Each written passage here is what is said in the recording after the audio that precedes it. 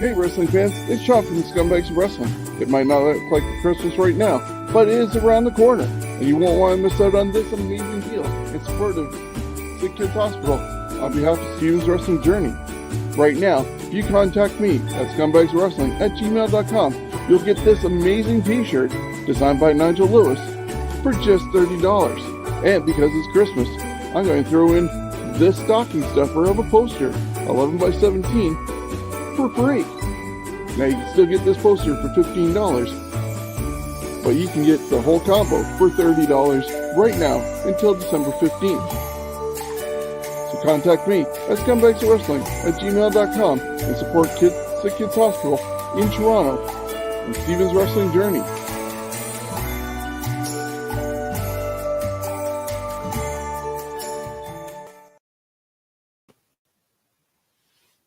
And we are live. Hello again, wrestling fans, and welcome to episode number 130 of the Scumbags Wrestling Podcast. I'm Shawn. I'm right here in London, Ontario, and we're going to do another episode. And I thank you for joining us, whether you're on Twitch, YouTube, or Facebook. And if you're listening to us in our podcast later on Stitcher, Spotify, iHeartRadio, or anywhere else, thank you for joining us. Be sure to like and subscribe. Share this podcast with others.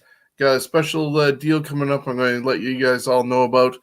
And we're going to try and build up to 500 fans by the end of this year. Got about a month to go. And there's exciting ways that you can help out and also maybe win a prize. So I'll get back to that in just a little while. But it is episode number 130. And not a lot of wrestling news this week, but we do definitely want to look at what happened at Survivor Series, some of the news, and what happened last night between NXT and AEW as they lead into some big shows coming up over the next week and a half or so. After that, we will be looking at a little bit of news on the Ontario wrestling scene, including the Canadian Pro Wrestling Hall of Fame presented by CWN, which is coming up in January. You still have time to vote on the inductees for the first ever class. And then we'll turn it over to Jonesy for This Week in History. Now, I'm going to bring in Jonesy. He's in Niagara Falls right now. And when I talked to him just a moment ago, we're not sure if he has full audio and he can hear me, but we're going to bring him in and see if it's working. So, Jonesy, how are you? Yeah, I do this thing. I assume you can hear me now and everything. Yes. You have to remind me. I plug in this TV up here, so I have another monitor, and I always forget that the sound cuts out if I don't turn that thing on. So anyway. It happens. Go figure.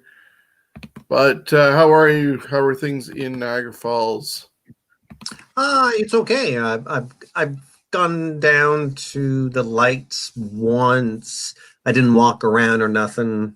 I went down. It was either Friday or Saturday, and there was a lot of people and a crap load of cars. It's going to be busy, man, on the weekends here. Yeah, it's a good thing and a bad thing at the same time, because I know that the Winter Festival lights in Niagara Falls has been a little bit sketchy at times for bringing in people, and that's why they do it for the 2 months. I know I've been there a couple times and it's still been quiet, but people are also looking for ways of going out and doing things. So hopefully they can find a balance and do it safely and not lock Niagara down like Toronto and Peel regions are here in Ontario. And hopefully everybody can enjoy the great lighting displays that are there, because there's some new additions. So hopefully it all works out. Do you want to know my personal opinion on it? My personal opinion on it, which not necessarily is the opinion of Scumbags of Wrestling, but personally, I don't think it should be on right now. Only because it's attracting people down here, which goes against what the government has done with not allowing festivals to be happening, like all these affairs, the list of things they've canceled and that, but yet that's okay. Yeah, I totally Which get you on that one. I think it's fine if you stay in your cars and that, but that's not going to happen. So Yeah, it's just one of those things where it's just like it doesn't make sense. But anyways, back to yeah, wrestling. that's the main thing. As long as people stay safe, if they keep it in their cars, that'd be the ideal and perfect scenario. But we, unfortunately, human nature, the people are going to get out, and hopefully, like I said, they keep safe. I know I'd love to go for a drive here in London and see some of the light displays, and at least take in some of the holiday cheer. But as you said, we are here to talk about wrestling. And unfortunately, we are starting off with a little bit of sad news. It was reported yesterday that wrestling historian, I guess, and he had a lot of influence also in WCW, the world of internet reporting, and also was one of the creative hands in discovering Impact Wrestling, TNA, NWA originally in 2001. I guess he was with the Jarrett on his boat and it got brought up, but Bob Ryder has passed away. He, I guess, was battling cancer. He's been instrumental, as I said, in the discovery of TNA and the furthering of Impact Wrestling. Probably the only person from start to finish, unofficially, that has been with the company through all the ups and downs that it's had. He's been the most consistent person. And as I said, he was fighting cancer. I guess he ended up falling the other day and had reached out to people with TNA or Impact, should I say, and said he was fine. But of course, they were worried about him and checked on him, and he never responded. So they got the police, and the police ended up going into his house and found him that he passed away. So, as I said, he worked for WCW in its dying days and was part of One Wrestling and did a couple forerunners to podcasts with a WCW show. So, yeah, unfortunately, bad news with the passing of Bob Ryder, and send condolences out to his family at this time. Looking at other news in wrestling, Undertaker has definitely been wrapping up the 30 years thing that WWE's been doing with him. He's made some appearances on different shows, including Hot Ones. There's a half-hour DVD. I mean, sorry, not DVD. Half-hour video on, I believe, YouTube and a couple other places that you can check out. And he's sampling 10 different hot sauces that get hotter as they go along, and eating chicken wings and talking to the host about his career. It was actually a decent show. I checked it out and was good. Also, Steve Austin's Broken Skull Sessions. They had a second round, and that premiered after Survivor Series. And it's about 2 hours that one goes, and goes a little more in depth from the last time that he was on the Broken Skull Sessions. Plus, of all things, he's doing stuff with Snoop Dogg, including stuff on Twitch, also TikTok, I believe it is, and they have a clothing line out. Jones, have you ever thought in your wildest dreams that Undertaker and Snoop Dogg would be doing something together?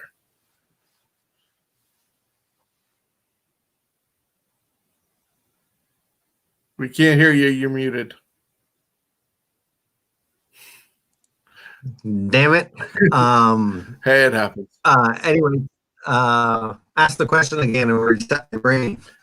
Yeah, I was saying, would you ever have guessed in wildest dreams the Undertaker, of all people, doing stuff with Snoop Dogg?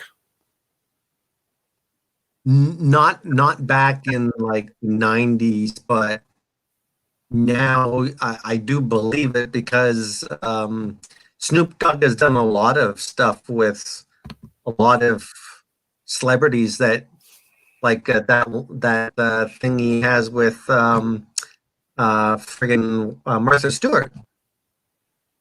Yeah, Like, Snoop and Martha do stuff together. yeah, and they do stuff together. Yes, they do. Schniggity Cooking and doo. weed. Cooking and weed. Plus, well, he is, I believe, the cousin of Sasha Banks, the current SmackDown Yeah. Women's Champion. So he does have a connection with WWE in that way. But yeah, right now, Undertaker and Snoop are a thing right now. I think Just you're going to see Undertaker sell out for the next year or two, and I think he has a right to do it because he kept that character and didn't do too much silly stuff outside of wrestling because wrestling, a lot of it's silly stuff, but now I think he's just going to open up and you're going to see the actual guy behind the Undertaker. yeah, he talks about that on the Broken Skull sessions, where he's just like, part of him is regretting doing it because of how well he kept that character and lived it kayfabe wise and didn't break it at all. Not even appearing at Hall of Fames or anything, unless it was that Paul Bearer one where he was still in character to honor William Moody for that one, but he's also on the other side of things, and he said with Steve that it's a good thing that he's opened up because he's able to tell about all this history, and he has something left to do instead of nothing, like instead of disappearing. Of course, there's talk that he's asked Triple H about a job doing some training at the Performance Center, so his knowledge and ability will be able to pass on. Before I continue on with some more news, we have received a couple of messages. Last week we missed out on the Black Scorpion, but he is back haunting us again and calling us out, saying Happy Turkey Day.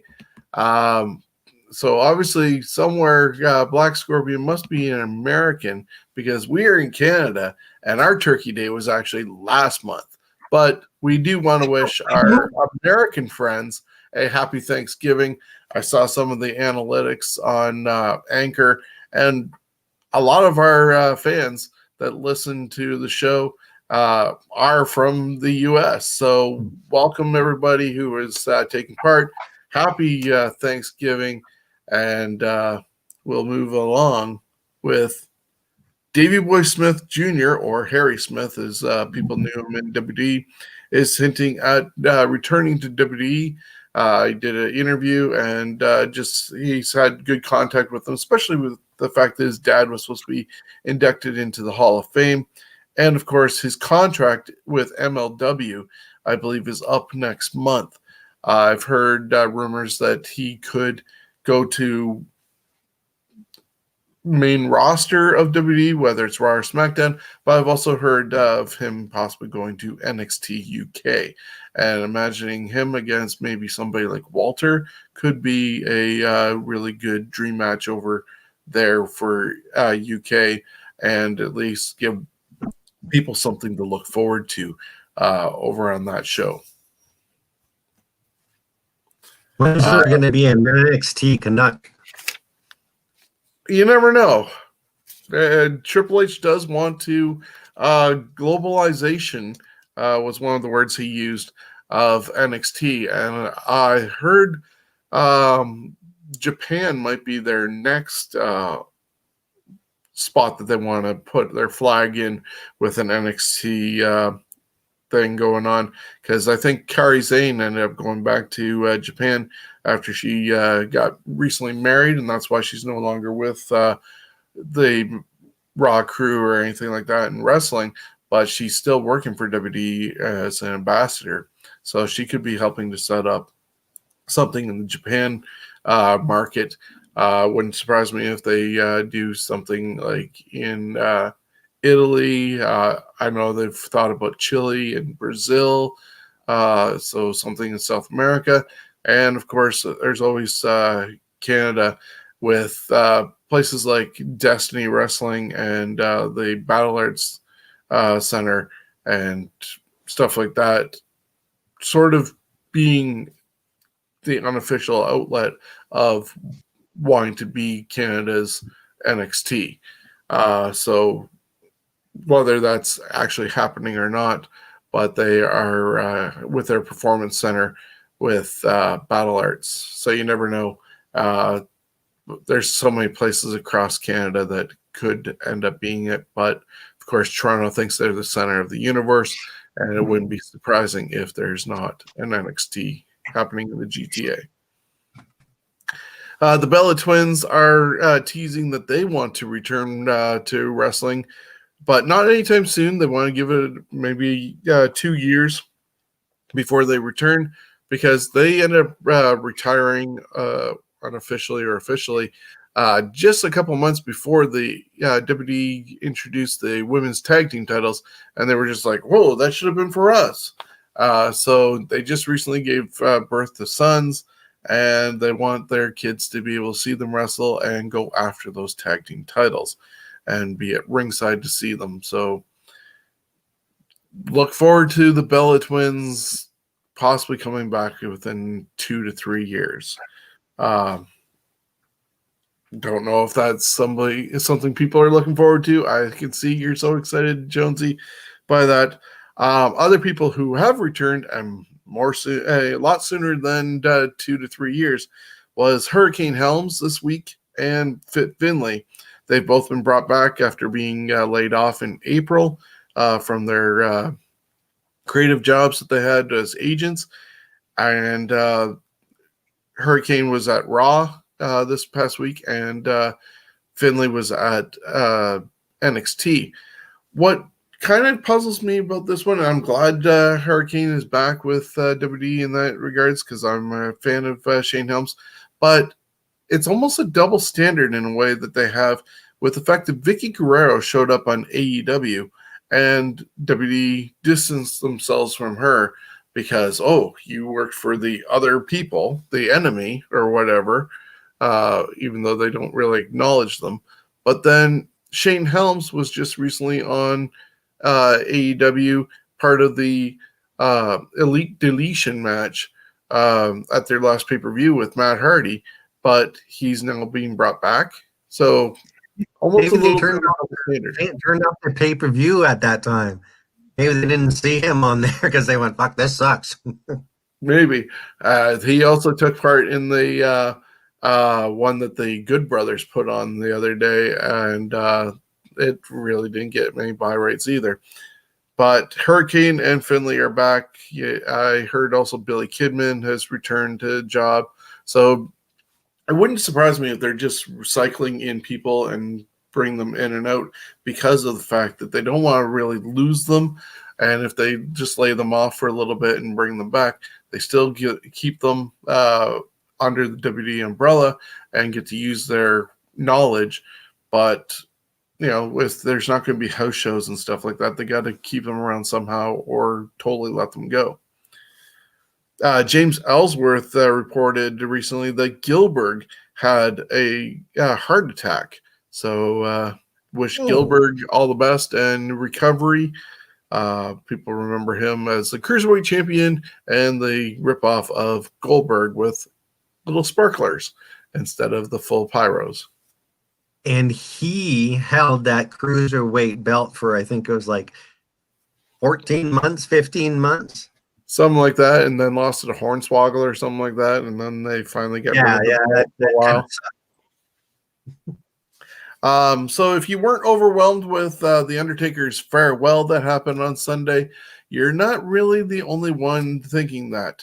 Some people were tweeting about it and even tagged people like the Godfather in their tweets, and he was not impressed really with how the Undertaker's farewell went. BSK members and a lot of legends were brought in for it, and they had more excitement and interaction at the hotel and celebrating with Undertaker than they did on camera. So Charles Wright, the Godfather, has been a little outspoken on how things went. I'm just hoping that at least if they were brought in like they were, that they actually spent time getting them comments on recording to put together some sort of tribute DVD that even though they didn't get utilized a lot on the pay-per-view, we'll get to see something involving them later on. There was a botch in the match between the New Day and the Hurt Business this past Monday, but it might not have been a botch actually, because the finish was supposed to be different, and New Day were supposed to get the, I guess, win over the Hurt Business to retain their tag team titles, but they ended up getting counted out instead. And I guess there's talk that Vince McMahon is wanting the referees to look a little more legit instead of being the butt of the jokes or being responsible for things looking horrible, and wants them to start at least calling it like they see it in a shoot style. If people are going to not acknowledge the 10 count, they're going to lose their match. Even if it means the finish originally is going to be thrown out. Or if they're heel and they get caught, they can get disqualified instead of being the, oh, I didn't see anything type deal and looking like chumps. So if that's going to happen, great idea. It looks a lot better for them, and it puts a little more onus on the talent to have to do things in a way that they're doing what they're asked to do and not get counted out, for starters. But it also creates more heel heat potentially for the heels, because they have to do it creatively to do heel tactics and not get caught and not make the ref look like an idiot. Braun Strowman has been suspended, and he did the whole thing with responding kayfabe and angry at the office about it. But apparently he might have a knee injury that happened this past Sunday and is off for a little while. Rumor also had it that he was supposed to be main eventing with Drew McIntyre, or at least challenging Drew for the title at TLC. Now, if he's injured, that probably is not going to happen.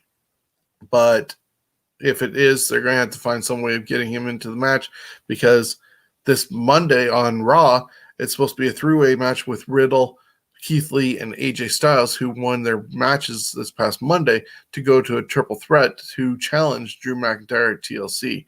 So we'll end up seeing what happens this Monday, if Braun is actually injured or if he gets back in somehow. And our friend Black Scorpion has a riddle for us. What did the turkey say to the turkey hunter on Thanksgiving? Quack, quack. Okay. Instead of gobble, gobble. And we got a kick out of that. That reminds Thank me you, Black of Scorpion, for your input. that's That's elephant joke book I used to have. That was 101 elephant jokes, and they were that good right there. yeah. So yeah, we'll eventually figure out the mystery of the Black Scorpion, but until then, I'm hoping he has continued fun with us. I would think the Black Scorpion has some sort of I lost the word I'm looking for.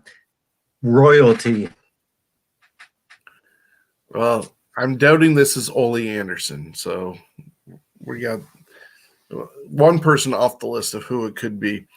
So that wraps up the news segment for now. Just looking at the Survivor Series this past Sunday.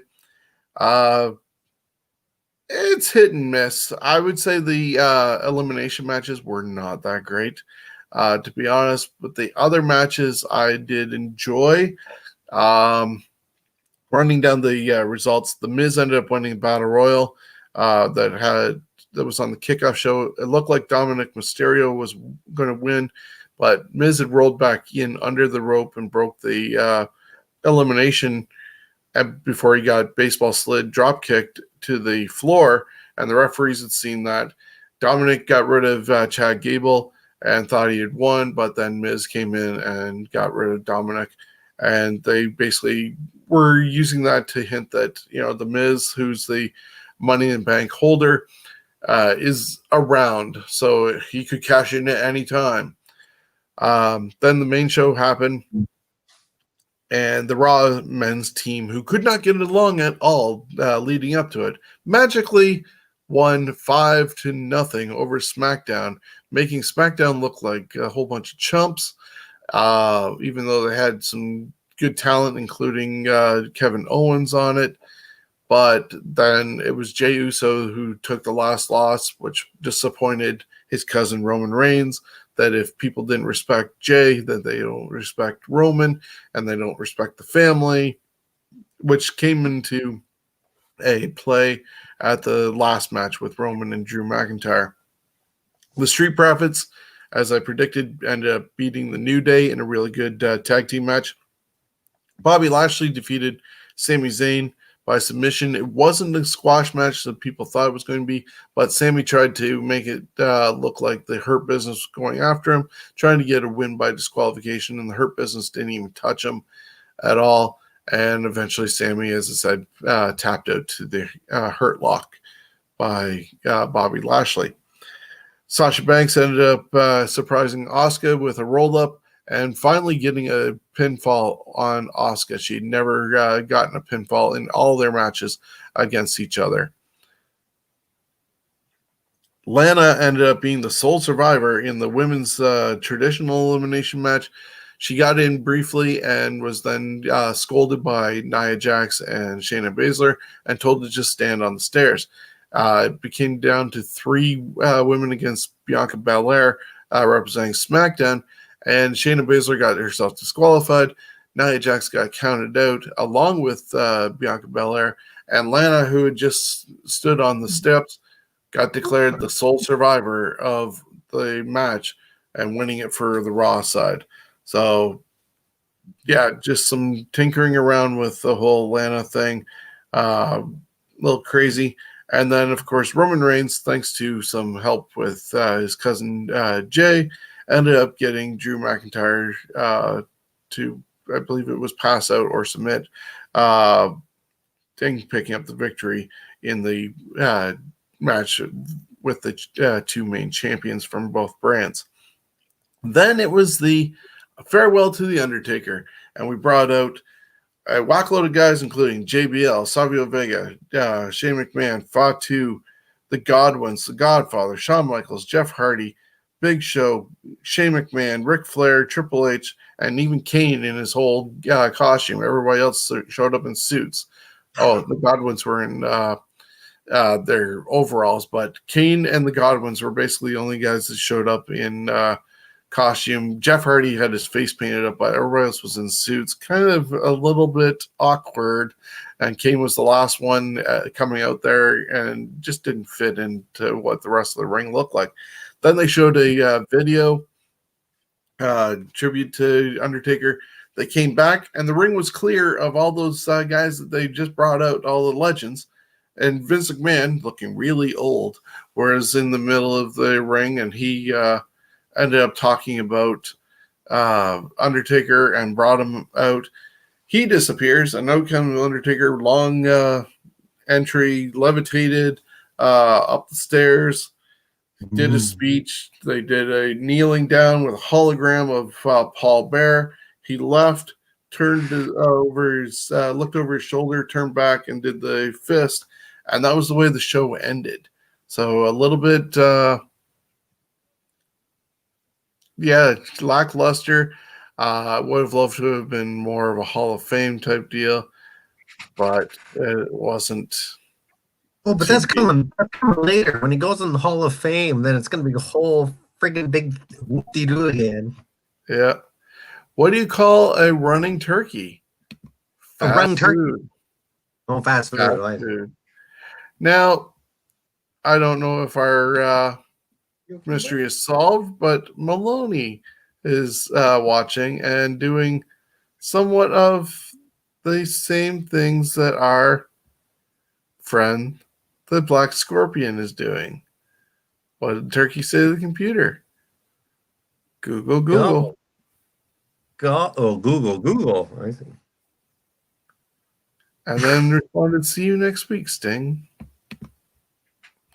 So maybe he solved our mystery and has been Chris Maloney all along. We'll never know. But that was the Survivor Series. Your thoughts on what happened with the Undertaker's at least celebration? I think it's been overdone. That's all. I think really that should have been all done when he goes into the Hall of Fame, because it's like you're squeezing every little. Now it's going to be like the never-ending retirement parade of the Undertaker. Yeah, because there's still, like you said, the Hall of Fame. Because he said he may do one last match, so it's like, oh, dear Let's God. hope not. Well, no, I think he could, but I would only want to see him like in a Royal Rumble or in a Survivor Series match. I think that's fine. He comes out, you get a great entrance, you see him do his thing, but he doesn't. He basically can be like Andre the Giant, except entertaining. Well, he did say on the Broken Skull session that he mentally could probably do another match, but physically he knows he doesn't have the hardware to do so anymore. So hopefully he sticks to that and doesn't do it.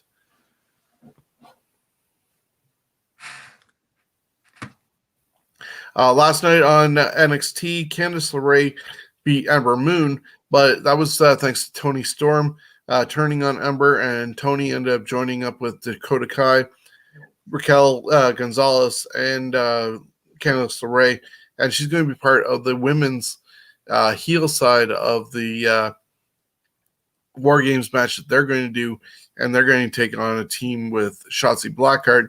I'm going to imagine that Ember Moon is going to be part of that team, and they still need to add 2 more women to join Shotzi. Kushida ended up being Timothy Thatcher. The grizzled young veterans ended up coming from the UK and making their presence known on the NXT main show. Kevin Owens had the KO show and said that Leon Ruff is going to defend the North American Championship against Johnny Gargano and Damian Priest in a 3-way match. Cameron Grimes ended up beating Jake Atlas. He was also told by William Regal that he's going to have a strap match at TakeOver against Dexter Lumis. Pete Dunne ended up beating Kyle O'Reilly in a ladder match to get the advantage for his team going into War Games against the Undisputed Era. And that was help from a masked person helping Dunne win.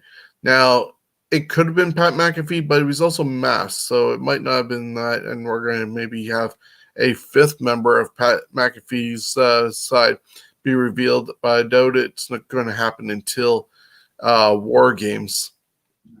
And of course, that all takes place on December 6th. NXT TakeOver happening on the WWE Network. And WWE's next pay-per-view is also TLC on December 20th from Tropicana Field in Tampa Bay, Florida. They're going to be moving there about a week and a half or so and leaving the Amway Center in Orlando. Last night on AEW, it started off with Hangman Adam Page taking on John Silver of Dark Order. Page ended up picking up the victory, and Evil Uno tried to recruit Page to be part of the Dark Order.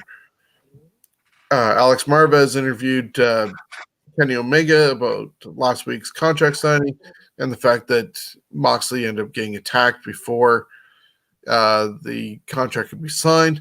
And Omega just wants to be gentleman, not have all the plunder and stuff like that, and have a good match against each other next week on Dynamite. Powerhouse Hobbs, formerly known as Will Hobbs, came out with Taz. He's part of Team Taz now, and beat Lee Johnson. Taz then called out management and said that they felt disrespected with the FTW title not being appreciated. And he tried to call out Tony Khan and a couple others, and it ended up being Cody representing management coming out to confront Taz and said, well, consider it. And then he made fun of Taz basically and said, why is that your son is not training with you, but he's training with me? And that ticked off Taz, who put him in Taz mission. But then Taz's son, Hook, was at ringside and went out of the arena with his dad and carrying the FTW championship. So another second generation wrestler, Ian Hook, coming. So that was part of AEW last night. And then the Hybrid 2 beat Top Flight, tag team that debuted last week against the Young Bucks, and they are going to be actually signed to a contract with AEW. They are two brothers who are 19 and 21 and definitely have a bright future ahead of them. Then Chris Jericho and Jake Hager beat SCU. There was a brawl after that match after Kazarian hit MJF in the mouth, and they were about to take out SCU until Scorpio Sky made the rescue with a chair. There was another dumb brawl backstage involving Miro and Kip Sabian with best friends after Orange Cassidy shut off their Xbox. Yes, he shut off the Xbox and a brawl ensued. And I think I heard Miro say, hey, my wife bought me that. So kind of hinting at Lana bought him the Xbox. Woo! Ooh. Moxley ended up coming out, and Omega came out first, and they were doing the whole cleaner thing, and the girls dancing with the brooms, and you saw a silhouette of Omega. Next thing you know, Moxley was in that silhouette beating the tar out of Omega, and then they made their way to the ring. Moxley ended up doing the paradigm shift DDT onto the title, and then finally signed his contract. So they're going to meet up next week. He doesn't care about being gentleman or anything like that because he figures that it was Omega who attacked him last week or somebody who hired by Omega to attack him. Hikaru Shida retained her title over Anna Jay and then was attacked by Abaddon, who came out with blood in her mouth and licked the title and really freaked out Shida. And so that's going to be their next program with the women's title. Finally, a story, really, with the women's title. They haven't had that for over a year now. And the main event saw Butcher and the Blade beat Phoenix and Pac. And surprisingly enough, another brawl broke out. And that was between Butcher, Blade, Eddie Kingston, Pac, and Phoenix. Penta was somewhere, I think, tied up with the Bunny. But then Lance Archer came out with Jake Roberts, destroyed everybody, went after Eddie Kingston. So it looks like they're going to do Archer and Kingston coming up somehow. And that's how they end up ending the show. And they got a special Winter is Coming edition of AEW next week, featuring Jericho against Kazarian, Hobbs and Ricky Starks taking on Cody and Darby Allin, and of course Moxley defending his AEW championship against Kenny Omega. Are we happy? So I'm going to take this moment to get a drink. We're going to talk about quickly a couple things happening in Ontario, and then we're going to turn things over to Jonesy with This Week in History. Hey wrestling fans, it's Shawn from the Scumbags of Wrestling. It might not look like Christmas right now, but it is around the corner, and you won't want to miss out on this amazing deal in support of Sick Kids Hospital on behalf of Steven's Wrestling Journey. Right now, if you contact me at scumbagswrestling@gmail.com, you'll get this amazing t-shirt designed by Nigel Lewis for just $30. And because it's Christmas, I'm going to throw in this stocking stuffer of a poster, 11 by 17, for free. Now you can still get this poster for $15, but you can get the whole combo for $30 right now until December 15th.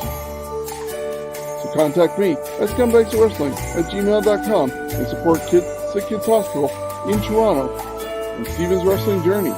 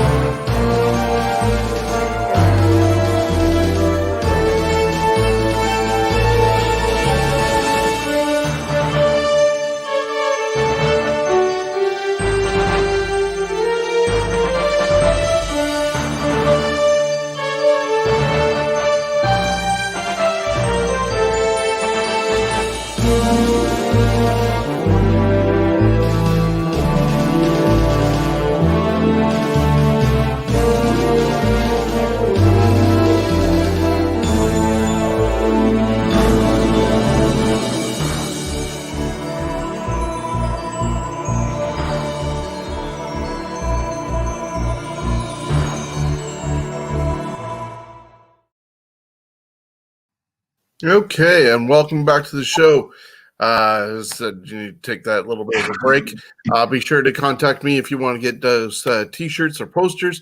Support Sick Kids Hospital and Steven's Wrestling Journey. You won't regret it. It's an amazing T-shirt designed by Nigel Lewis.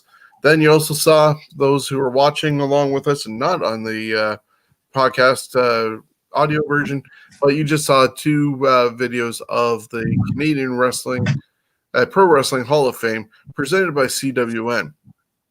That all goes down on January 18th, which is the 12th anniversary of CWN.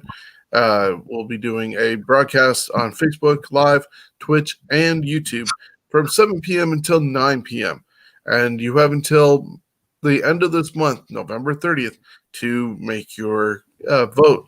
So if you go to cwnonline.ca and click on the CPWHOF tab, you'll be able to go to the voting page and vote in sections of Legend, Men, Women, Tag Team, the Sharpshooter, Siren, Honor, and MMA awards.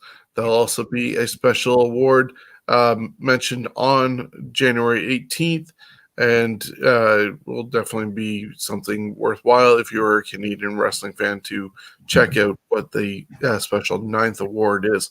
But you can, as I said, vote until November 30th. Get your vote in there. See if your favorite gets voted in this year, and we'll do it again next year and beyond. And we'll keep on adding to the Hall of Fame. But please join us January 18th, 7 till 9 p.m., Facebook Live, Twitch, and YouTube, and vote for the Canadian Pro Wrestling Hall of Fame presented by CWN. So also looking at stuff that's happening in Ontario, which is a little bit questionable as long as things can carry on the way they plan to safely. But this Sunday, New School Wrestling presents History in the Making on Sunday, November 29th, 4 p.m. It's celebrating their 17th anniversary. You can buy a special pay-per-view of their event, $13.99, and it'll feature Del Bruno taking on BMD for the New School Wrestling World Championship, Mark Wheeler and Jesse V fighting for the New School Wrestling Internet Championship, which currently is held by Mark Wheeler. The New School Tag Team titles will be on the line as champions John Greed and Jeff Black defend against Divide and Conquer, and there'll be a special Punch Your Ticket ladder match. So that's happening this Sunday, November 29th, 4 p.m. online, 17th anniversary of New School Wrestling, History in the Making. And, of course, Go Hard Pro, December 24th. It's going to feature Von Vertigo, The Anti-Hero, Scotty O'Shea, Evan Greenaway, and many more, including Holden Albright. And that's going to be a free show on YouTube. And it was crowdfunded, so it's a give back on Christmas Eve. So those are some events that you can check out on the Ontario scene, and hopefully those shows will be apple to happen. We have one more comment I see that just popped up. Apparently, according to Chris Maloney, BMD has announced that he won't be able to attend, and a replacement will be announced tomorrow. So tomorrow, Chris Maloney does the CWN report, and you can maybe check out his show tomorrow, I believe at 3 p.m., and maybe he'll have an update on what's going on. And Chris Maloney would like to also let us know that he's not the Black Scorpion, and he's just doing a gimmick infringement on Black Scorpion. So the mystery will continue, it looks like. I think our Black Scorpion has been knighted before. What do you say? I think our Black Scorpion has been knighted before. Like some kind of royalty has been knighted at one time. Interesting. That's what I think. Well, if you read between the lines there, that's who I think it is. We'll have to figure that mystery out as it continues to build.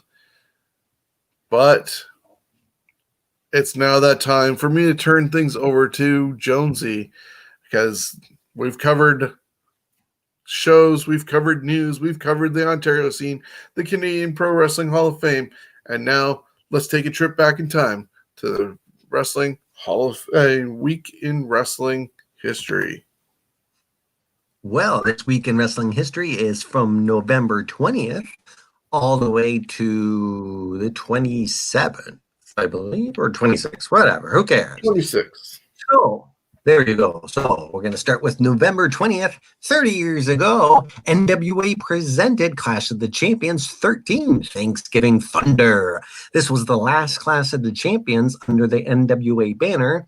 The main event saw Ric Flair defeating Butch Reed to earn a NWA World Tag Team Championship match for the Four Horsemen at Starrcade.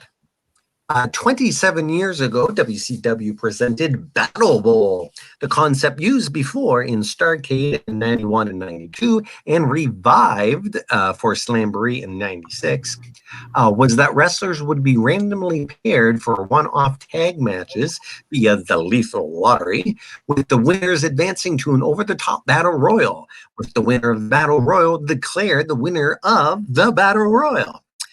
This was the only Battle Royal pay-per-view in WCW history, Battle Bowl, as it was scrapped the next year.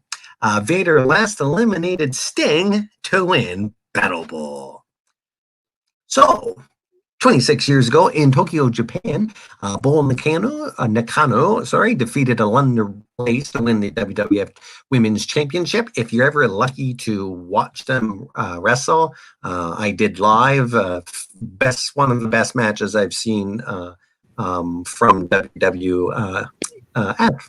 The win adds the 342-day run with the championship for Blaze, by far the longest run in the second incarnation of the Women's Championship. I'll also add the fact that Bull Nakano, you see this picture of her up here right now, definitely does not look like this anymore. I was with Chris Maloney in Toronto at the Summit, the summer of 2019, and she was a special guest for it, and my God, she does not look anything like this anymore. You drop maybe 100 pounds off her, or okay, maybe 75-ish, but definitely not looking anything like this anymore. I wish I had gotten a shot of the picture to put up here, but do yourself a favor, check it out. She does not look her. Yeah, I've seen her the way she looks now, and you know what? I always said that she was beautiful, and people thought it was nuts, and it's there you go. She was beautiful. In fact, I think she was more beautiful back then. I just love that hair. Always wanted to mess up that hair. Doesn't stand up now. So 20 years ago, there we go. Yeah. With the London Blaze. Yes, actually, that's on YouTube. I did see that. Sorry, back to This Week in History. That's okay. Now I wonder what he's doing with that picture right now. Okay. 20 years ago on Nitro from Augusta, Georgia, the perfect event, Chuck Palumbo and Sean Stasiak defeated Alex Wright and Alex Skipper, substituting for General Rection, to win the WCW World Tag Team Championship. 18 years ago, at an NWA TNA pay-per-view taping, Jeff Jarrett defeated Ron Killings to win the NWA World Heavyweight Championship. The match and the episode ended with the TNA on-screen debut of Vince Russo, who was the masked Mr. Wrestling 3. 9 years ago, WWE presented Survivor Series. The hook of the show was the Never Before, Never Again pairing of The Rock and John Cena. This was Morrison's final pay-per-view match, as he was released less than 2 weeks later. CM Punk defeated Alberto Del Rio by submission to win the WWE Championship. WWE announcer Howard Finkel made a cameo appearance introducing Punk. This was the start of Punk's 434-day title run as WWE Champion. And John Cena and The Rock defeated The Awesome Truth, The Miz, and R-Truth. The post-match, The Rock gave the rock bottom to Cena. Also, R-Truth was busted for violating the WWE's wellness policy just days before the event, but was not suspended until 2 days later. 8 years ago, Celeste Bonin, a.k.a. Caitlin, was arrested during a SmackDown taping in Grand Rapids, Michigan, for outstanding warrant on unpaid speeding ticket. Congratulations. November 21st, 32 years ago, Ted Turner signs papers officially finalizing the deal between he and Jim Crockett Promotions. Shortly after, Turner rebrands Crockett Promotions as World Championship Wrestling. They would remain under the NWA banner until 1993.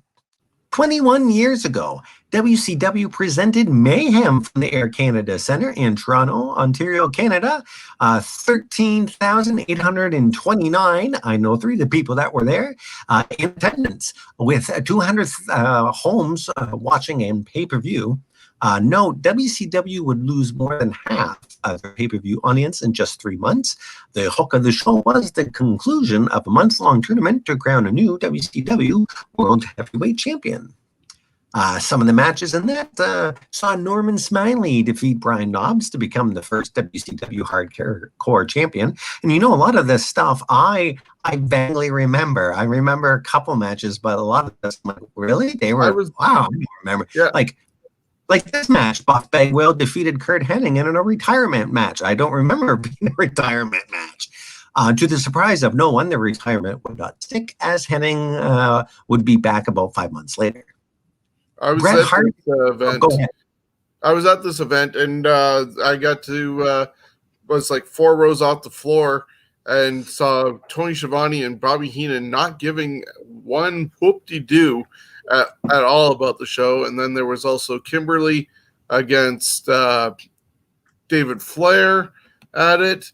And yeah, it was just a really weird show. I thought it was good until I got home and watched it on replay, and it was like, did I actually see the same show that just got played? Totally ruined with the commentary of them not caring. Now, you know what? Personally, I know they've said it and people have said it about that not caring when they're doing their commentary, but I still think they sound good. I honestly think that they were still fairly professional. You could hear some, jabs in there about what's going on.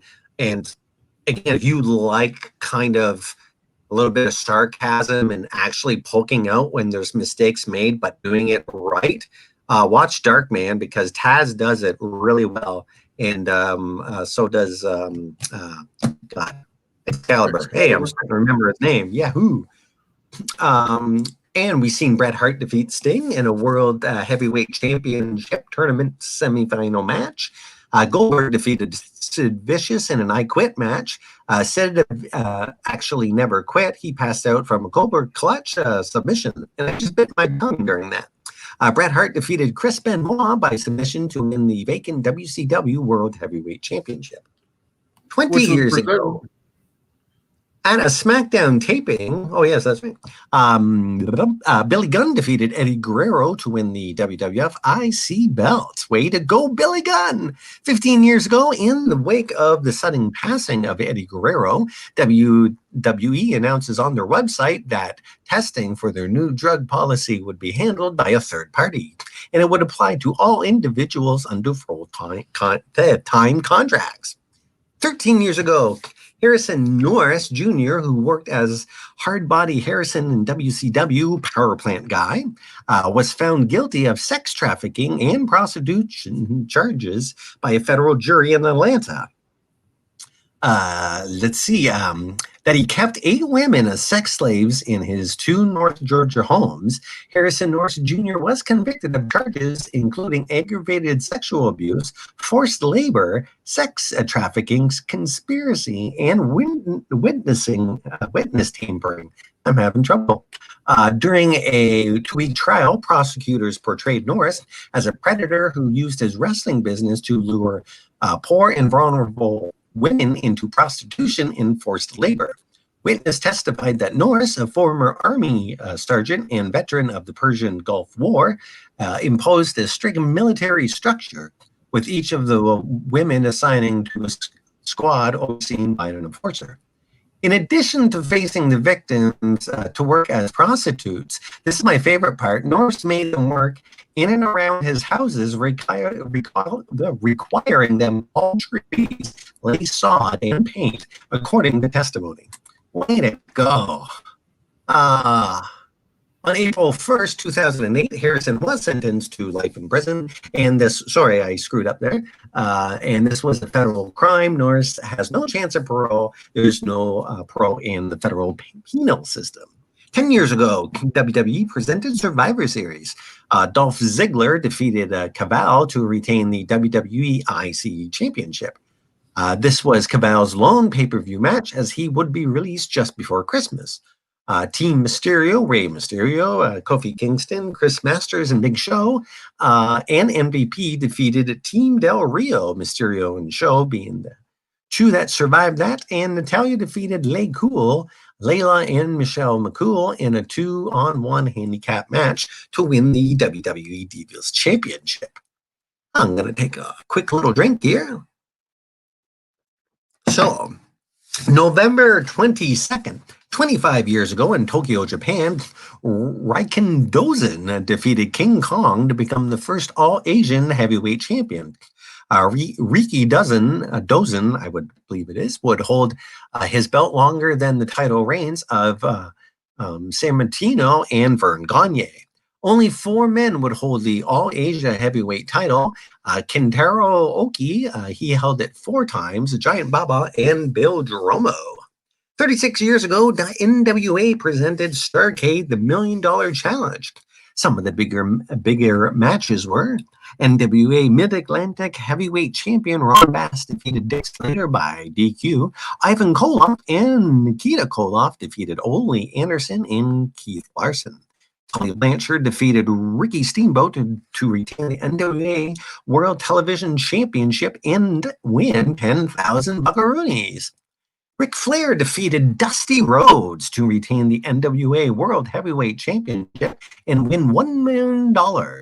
Former boxing World Heavyweight Champion Joe Frazier was the referee. 30 years ago, WWF presented Survivor Series from the Hartford Civic Center in Hartford, Connecticut. This event was the first look at The Undertaker. Yes, he was at a TV taping a day before. And the awful Gobbledygooker. I believe McMahon was a fan of the Elfie Gobbler. The show also included a one-of-a-kind main event. All the winners of their Survivor Series matches would face off in a grand finale match of Survival.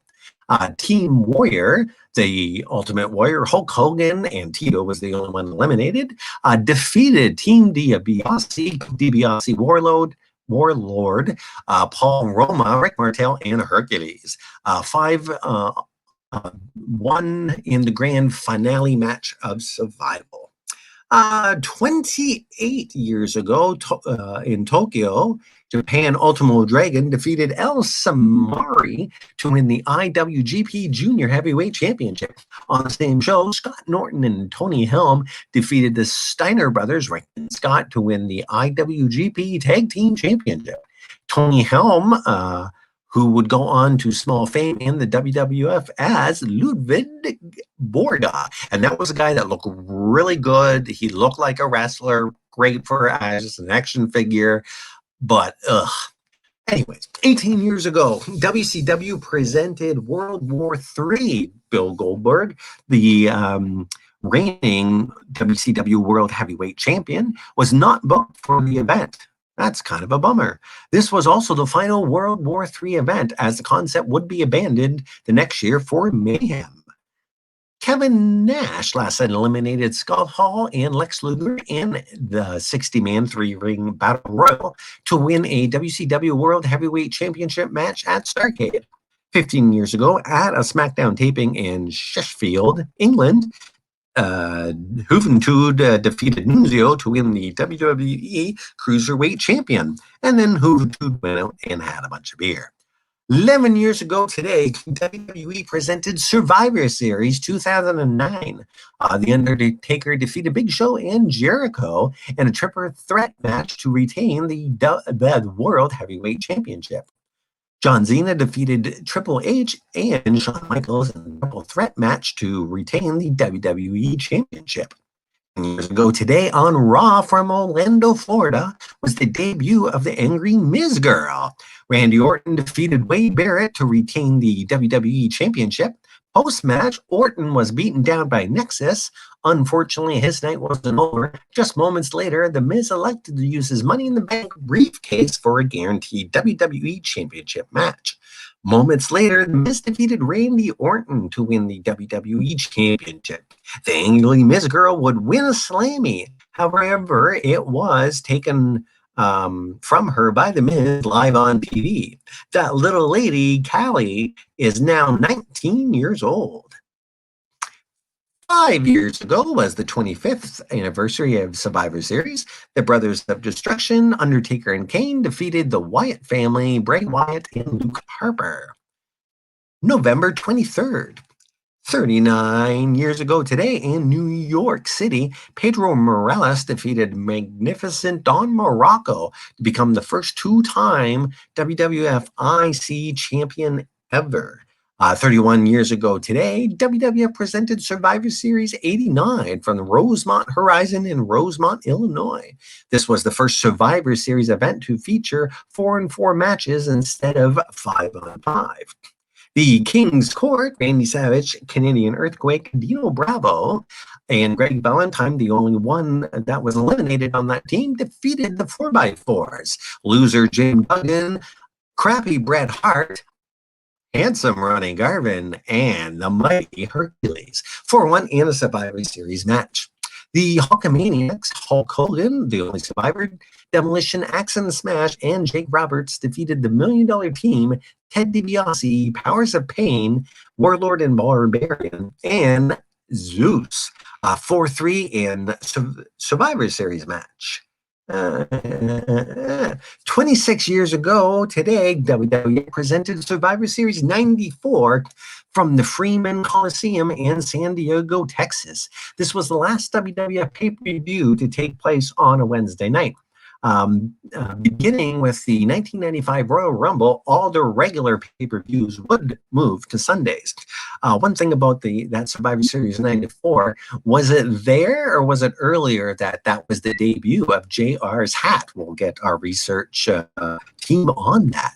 The royal family, Jerry Lawler, Sleazy, Queasy, and Cheesy, defeated Clowns Are Us, Doink the Clown, Dink, Pink, and Wink in an absolutely piece of crap match, 4-0 in Survivor Series match. Bob Backlund defeated Bret Hart in a submission match to win the WWF Championship, and that was a pretty good match. This match had Owen Hart convince his mother to throw in the towel. That was awesome. The Undertaker defeated Yokozuna in a casket match. Chuck Norris was the special enforcer. Chuck Norris, hell yeah, 90s. That was a pay-per-view, folks. 26 years ago today, Arthur Leon Art Barr was found dead in his home in Springfield, Oregon. He was just 28. Born October 8th, 1966 in Portland, Oregon, Barr was a second-generation wrestler. Art became friends with Roddy Piper while Piper was on the Northwest Independent Circuit.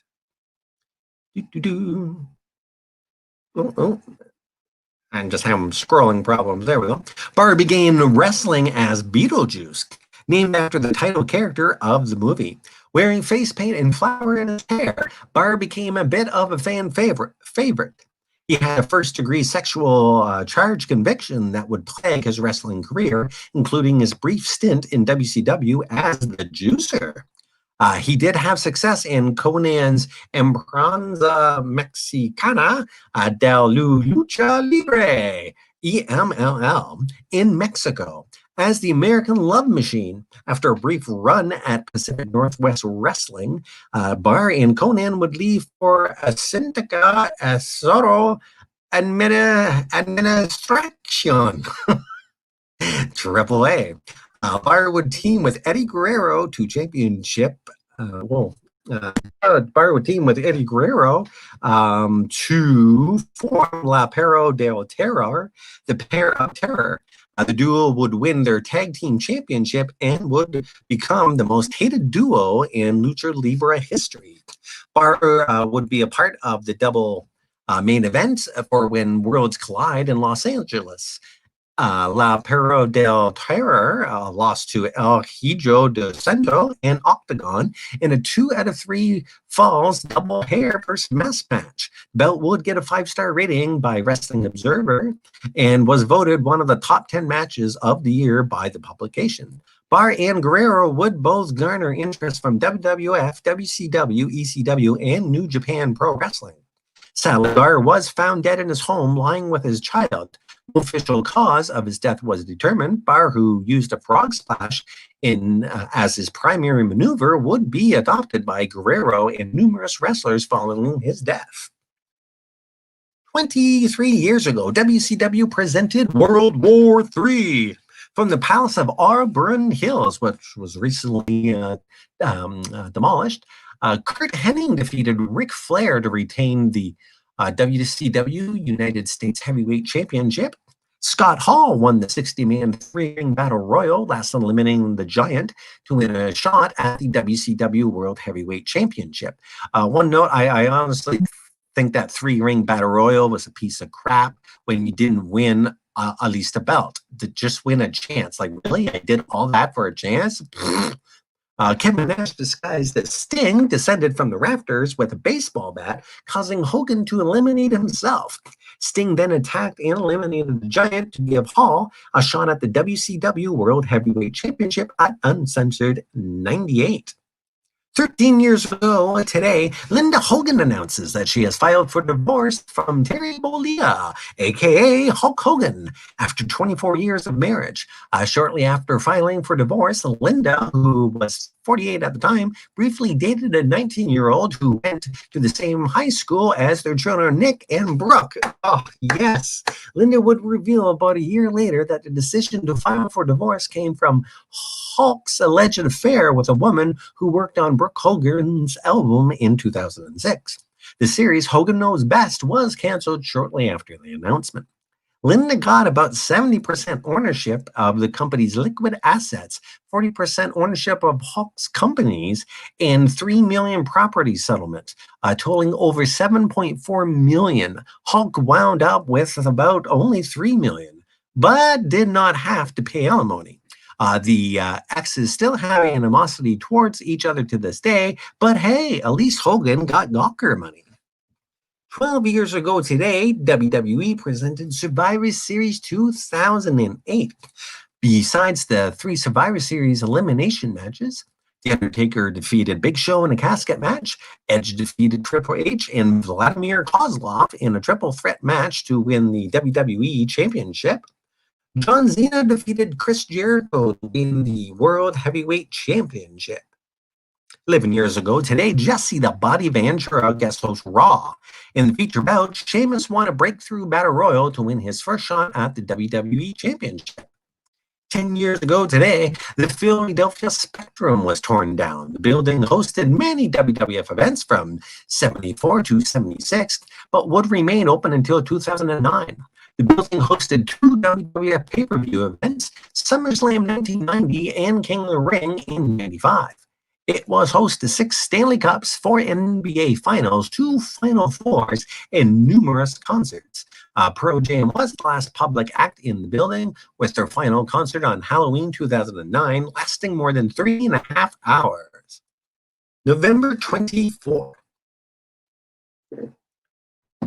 36 years ago today, NWA, in association with Jim Crockett Promotions, presented Starrcade: A Flair for the Gold, and from the Greensboro Coliseum in Greensboro, North Carolina. Charlie Brown defeated the Great Kabuki in a title versus mask match to win the NWA World Television Championship. Roddy Piper defeated the NWA United States Heavyweight Champion Greg Valentine in a non-title dog collar match. Jay Youngblood and Ricky Steamboat defeated the Briscoe brothers, Jack and Jerry Briscoe, to win the NWA World Tag Team Championship. Angela Moscow was the special referee. Ric Flair defeated Harley Race in a steel cage match to win the NWA World Heavyweight Championship. Gene Kiniski was the special referee. 32 years ago today, WWE presented Survivor Series 88. The Powers of Pain, the Warlord, and the Barbarian were the surviving team as they joined Mr. Fuji that year. The Mega Powers, Hulk Hogan and Randy Savage, survived without Hercules, Coco Beware, and Hillbilly Jim. They all defeated the Twin Towers, Big Boss Man Akeem, King Hu, Ted DiBiase, and the Red Rooster 5-3 in a Survivor Series match. 32 years ago today in Carolina, Puerto Rico, Ron Garvin defeated Carlos Colon to win the vacated WWC Universal Heavyweight Championship. 27 years ago today, WWF presented Survivor Series 93 from the Boston Garden. Marty Jannetty and the 1-2-3 Kid were the sole survivors in their match. The Hart family, Bret Hart, Bruce Hart, and Keith Hart, defeated Shawn Michaels and his Knights, as Owen was betrayed by his family that night. The Heavenly Bodies, Jimmy Del Rey and Tom Pritchard, defeated the Rock and Roll Express, Ricky Morton and Robert Gibson, to win the Smoky Mountain Wrestling Tag Team Championship. The All-Americans, Lex Luger, The Undertaker, Rick Steiner, Scott Steiner, defeated the Foreign Fanatics, Yokozuna, Crush, Lou Vidborga, and James Rougeau, Luger being the only survivor in the Survivor Series match there. 24 years ago today, WCW presented World War III. Chris Jericho defeated Nick Patrick. Jericho had one arm tied behind his back during the match. The Giant won a 3-ring, 60-man battle royal, boring last, eliminating Lex Luger to win a future shot at the WCW belt. 23 years ago today on Raw is War, the New Age Outlaws, Road Dogg Jesse James and Badass Billy Gunn, defeated the Legion of Doom, Animal and Hawk to win the WWF Tag Team Championship. This was their first tag belts as a team and was the birth of the Outlaws because of what JR likened them as outlaws leaving a robbery to a waiting car outside. It's a happy 40th birthday to Elizabeth Kanaski, or just say Kanaski, best known to wrestling fans as the Glamazon Beth Phoenix. Born in Elmira, New York, at age 11, she won a coloring contest for tickets to a WWF event and cites this as when she fell in love with pro wrestling. She was a 3-sport athlete at Notre Dame High School, running track, playing tennis, and wrestled. She won both the Northeast Free Wrestling Women's Championship and the New York State Fair Tournament in her class, 72 kilograms in 99. Her professional debut was against Alexis Lowry, who would go on to fame under the real name Mickie James. She would work the independent circuit for the next 2 years, taking on both male and female competitors. She was also the inaugural champion of Glory Wrestling and appeared in the first ever Shimmer Women's Athlete Show. In May 2004, she impressed WWE officials in her tryout, then relocated to Louisville to work with her then territory OVW. She would go on to have a great career in WWE, 3 women's championships, and 1 Diva champ, including the 2017 Hall of Fame, and is currently a commentator on NXT. Today, she is married to Adam Copeland, aka Edge. The couple have a daughter together. 35 years ago. She also worked in Toronto with Ron Hutchinson in Apocalypse Wrestling. Oh, all right. Cool. So 35 years ago today in New York City, the fabulous Moolah, 62 at the time, disguised as the Spider Lady, defeated Wendy Richter to win the WWF Women's Championship. Some view this as the original screw job, as Richter was the second most popular WWF wrestler at the time and wanted a bigger paycheck. The WWE said screw that and screwed Richter, even though she kicked out when pinned by the Spider Lady and was banished until her 2010 when she accepted her place in the WWE Hall of Fame. Well played, Mola. 28 years ago today, WWF presented Survivor Series 92. There was just one elimination match on the show, unlike previous years, and really changed the feel of Survivor Series. It started to become a regular pay-per-view with the same old blah. Yokozuna destroyed Virgil in a fantastic match. The Nasty Boys, Brian Knobs and Jerry Sags, were the 2 survivors, and the National Disasters, Earthquake and Typhoon, defeated Money Inc. DiBiase and IRS, and the Beverly Brothers, Bo and Blake, 4-2 in a tag team Survivor Series match. Eliminations occurred in pairs. When one member of a team was eliminated, his partner was eliminated as well. It was really shitty. It really was that year. It wasn't a Survivor Series. They just pooped all over it. The Undertaker defeated Kamala in a coffin match, and Bret Hart defeated Shawn Michaels by submission to retain the WWF Championship.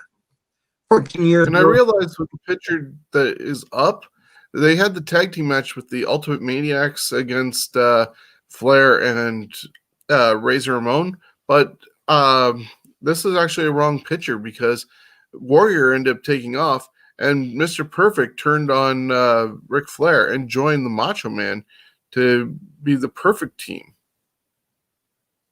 You're muted. You're muted. Yeah, I am muted. Maybe that was the original. It was supposed to be Warrior, wasn't it? Yeah, it was supposed to be Warrior, and then all of a sudden, for whatever reason, Warrior took off again, and they, within less than a week or whatever, leading up to the pay-per-view, ended up getting Perfect to turn on Flair and step back in the ring and be the perfect team with Savage. And Perfect hadn't wrestled for well over a year after his match with Bret Hart at SummerSlam. Really, that was Perfect's last match there for a while? Was that SummerSlam? That was his last match at SummerSlam against Bret. Wow. And Survivor Series teaming with Savage was his first match back. I did not know that. Or I didn't notice that, I should say. More so. 5 years ago today, I'm probably 14 years ago today in Edison, New Jersey, Christopher Daniels and Matt Sydal defeated the Kings of Wrestling, Chris Hero and Claudio Castagnolo, to win the Ring of Honor World Tag Team Championship. 5 years ago today, Tyler Klutz, best known to wrestling fans as Brad Maddox, was fired from WWE. Reason for his firing, according to PWI Insider, before a dark match against R-Truth at a SmackDown taping, he used the line "khaki bricks" in a promo. On the main roster, he was best known as the referee that cost Ryback a Hell in a Cell match against CM Punk for the WWE Championship.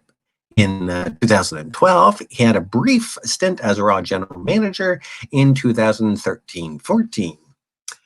It would have been a happy 74th birthday for John L. Sullivan, a.k.a. Johnny Valiant. He died in April 4th, 2018.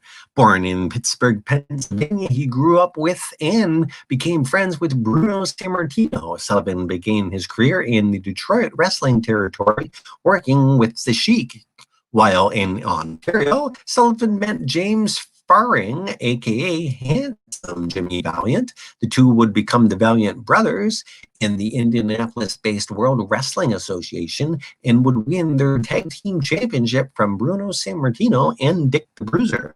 The Valiants also won tag team gold in the WWF, winning the titles in '74 and again with a different storyline brother Jerry in '79. Following his wrestling career, he transitioned to managing.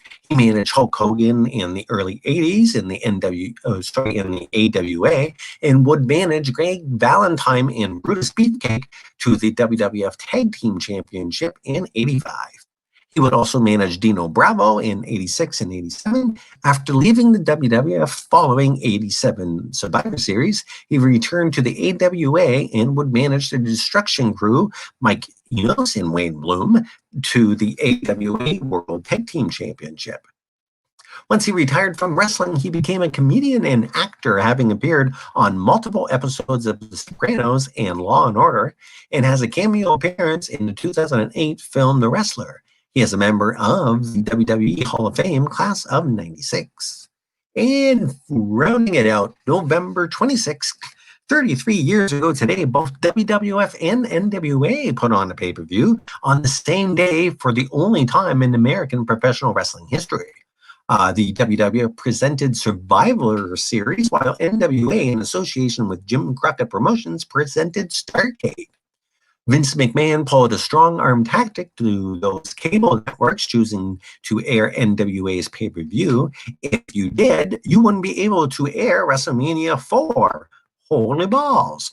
In terms of buy rate percentage, WWF won this battle. The difference in numbers of buys is staggering.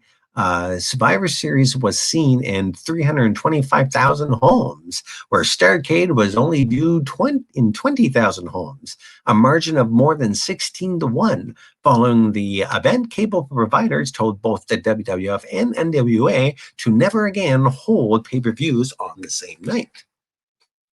Survivor Series 87 emanated from the Richfield Coliseum in Richfield. The main event tag team match was the first televised meeting between Hulk Hogan and Andre the Giant since WrestleMania 3. The women's match had the Jumping Bomb Angels and Friends survive 5-3 in a Survivor Series match. Andre the Giant, Butch Reed, King Kong Bundy, One Man Gang, and Rick Rude defeated Bam Bam Bigelow, Don Morocco, Hulk Hogan, Ken Patera, and Paul Orndorff. And it was Andre that survived that whole mess in that match. 33 years ago, Starrcade 87 Chi-Town Heat. This was the first NWA event on pay-per-view and also the first major event from Jim Crockett Promotions since the merger with Bill Watts Universal Wrestling Federation. This is also the final Starrcade under the JCP banner, as Ted Turner would buy the promotion and rebrand it World Championship Wrestling by the next year. The Rock and Roll Express, Ricky Morton and Robert Gibson defeated the Midnight Express, Bob Eaton and Stan Lane in a Skywalker scaffold match. Nikita Koloff defeated Terry Taylor to unify the NWA and UWF World Television Championships. Dusty Rhodes defeated Lex Luger in a steel cage match to win the NWA US Heavyweight Championship. And Ric Flair defeated Ronnie Garvin in a steel cage match to win the NWA World Heavyweight Championship. 26 years ago today, in Madison Square Garden in New York City, Diesel defeated Bob Backlund in just 8 seconds to win the WWF Championship. To this day, it's still the shortest WWE Championship match in history, and a feat matched only since Randy Orton defeating Daniel Bryant in 8 seconds following his Money in the Bank cash-in at SummerSlam in 2013. Diesel would become the first WWF wrestler to win the Triple Crown in under a year at 227. CM Punk broke the mark in 2009 when he completed the Triple Crown in 203 days. 25 years ago today, Smoky Mountain Wrestling presented its last show presented by the company, Thanksgiving Thunder, from the Knoxville City Coliseum. Brad Armstrong defeated Terry Gordy in a country whipping match to become the last NSMW heavyweight champion. At the end of the event, all the wrestlers attacked Cornette and hit him with their finishers. Brian Hildebrand would go on to fame as Mark Curtis in WCW, pinned Cornette to end SMW. 25 years ago today, WCW presented the first World War III. The show's hook was a 3-ring, 60-man battle royal for the vacant WCW World Heavyweight Championship. The title was vacated the previous month following the events of Halloween Havoc, including Hogan tossing the Giant off the friggin' Cobo Hall. Or he didn't toss him, he just fell or slipped or something, I can't remember. And I just seen it not too long ago. Lex Luger defeated Randy Savage, Sting defeated Ric Flair, and Randy Savage won the 60-man Battle Royal, last eliminating One Man Gang to win the vacant WCW World Heavyweight Championship, and then the moaning from Hogan went on. Fuck, I hated Hogan in WCW until he went bad. 20 years ago today, WCW presented Mayhem 2000. Only 38 were in attendance, 12 in a 12,000 arena plus capacity, with just 55 homes watching on pay-per-view. That is just over a quarter of what the previous Mayhem 99 got. 200 buys and down 15 1,000 buys from Halloween Havoc the previous month. Scott Steiner defeated Booker T in a straight jacket steel cage match to win the WCW World Heavyweight Championship. Steiner would hold the title until the last show in company history when he is defeated by Booker T. 14 years ago today, WWE presented Survivor Series. Team WWE legends, Ric Flair being the only survivor, Sergeant Slaughter, Dusty Rhodes, and Ron Simmons with Arn Anderson defeated the Spirit Squad, Kenny, Johnny, Nikki, and Mikey 4-3 in a Survivor Series match. Batista defeated King Booker to win the World Heavyweight Championship. And it's a happy 44th birthday to Maven Clint Huffman, the first male Tough Enough winner, PWI Rookie of the Year, 3-time WWF Hardcore Champ, and he eliminated The Taker in the 2002 Royal Rumble, and that is what went down in history many years ago.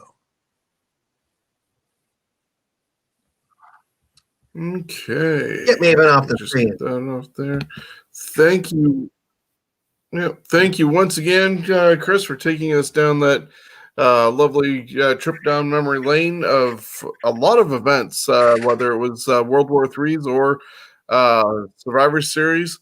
You can only imagine what happens in December. We'll see that over the next couple of weeks. So thank you, everybody. Episode 130 is in the books. Thank you for joining us on Twitch, Spotify, Stitcher, YouTube, Facebook Live, wherever you're getting us from. Now, the one announcement that I did miss before going into the This Week in History is the fact that December is coming up very soon. That gives us only 1 month left in the year. I want to finish off this year as big as possible. Currently, the Scumbags Wrestling has 463 fans on our page. I want to make that 500. I want to make it bigger than that even. So just to get to 500 by the end of the year, I'm encouraging everybody to reach out, invite their friends to join us. For everybody who joins us, they're going to be in a draw to win a Scumbags Wrestling t-shirt, one that is in the advertisement with the comic book style. If you are one of the top people who ends up inviting and getting friends to join, you also can get a t-shirt for free. If we get more than 500, then for every 50, I'm going to throw in another t-shirt and build this up. We want to start off 2021 with a big bang, a lot more fans, a lot more reach wherever they are. So get out there, whether you're a current fan, and get other wrestling fans to join us. We're striving for 500. We're giving away t-shirts, giving away posters. You name it, we're going to try and encourage people to join us. We have a lot of different things like this podcast. We have Fantasy Warfare Tournament, news that happens on our Facebook page. If you're a wrestling fan and you know wrestling fans, get them to join. We're going for 500, as I said, by the end of the year. So that's just over 31 days from today, because we are at, the 26th, so 35 days to get us to 500. You guys can help out, like, share, spread the word, and get people to join us on Facebook. Boost us up to 500, and there's a chance you can win a couple of prizes. So help us out, get us up there, and we're going to give a lot more material in 2021 if possible. Plus, if you're a wrestling fan and like to be part of a podcast, we're also opening up seats in our Fantasy Warfare Tournament show. Sometimes life gets in the way, illnesses get in the way. We understand, we get it, but we want the show to continue. And if we have a rotating panel of different opinions, the better. Sometimes it'll be great to have 5 people on the panel instead of 3. And if you want to be a part of that panel, you love wrestling history, you can join us for Fantasy Warfare Tournament. So send me a message at scumbagswrestling@gmail.com. Be a part of our show and join Jonesy and I and whoever else is on our panel and have some fun with Fantasy Warfare Tournament. Jonesy, you want to add anything before we check out of here? No, I believe it's a month before Christmas, and that's about it. Perfect. Well, thank you very much for your trip down memory lane, your inserting of opinions and thoughts during the news. And yeah, hopefully we can expand in 2021, build up things, give out stuff. We'll see you next week for episode 131. Have a good night. Toodles.